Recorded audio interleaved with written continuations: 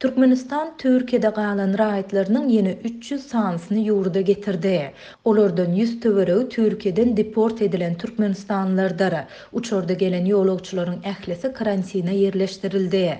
Bu ýagdaýlar barada Azatlyk radiosynyň Stambuldaky we Lewap vilayatynyň Türkmenabad şäheriniň halkara aeroportundaky ygtybarly çeşmeleri habar berdiler. 7 sentýabrda Irden Türkmenistan aviakompaniýasynyň Boeing kysymly uçary Stambulun aeroportundan Türkmenabada tarap uğradı. Şol uçorda 300 töwerek Türkmen raýaty Türkmenistana alınıp gidildi.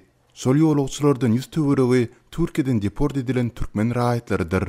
Dip Stambuldaky ygtybarly çeşmemiz 8 sentýabrda aýtdy. Onuň sözlerine görä Türkiýeden deport edilen Türkmen raýatlary 3 ay bäri Stambulun migrasiýa gullugynyň daşary ýurtlar müdirliginiň deportasiýa lagerinde saklanýardy. Bu raýatlaryň soňky ykbaly belli däl diýip çeşmemiz bellidi. Türkmenabadyň halkara aeroportundaky ygtybarly çeşmemiz hem gürrüň edilýän uçaryň lewawy gonundygyny tasdiklap, uçorda gelen ýolagçylaryň ählisiniň 3 gün karantina ýerleşdirilendigini aýtdy. Häzir olar Amy derýanyň sag kenaryna ýerleşýän Lewap karantin zonasyna saklanýar.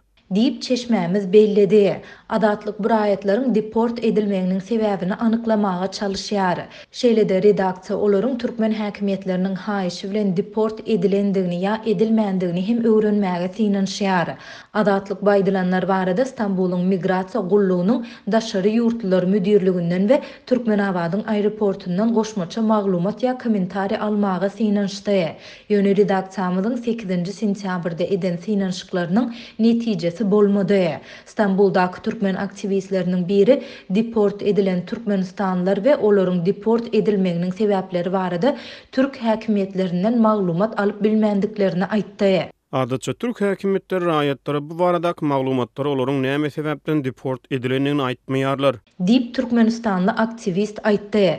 Bellesek bu vaka Türkmen häkimetleriniň pandemiýa döwründe Türkiýede galan raýatlaryny köpçülikleýin ýagdaýda watanyna dolamagy gözüňünde tutýandygy.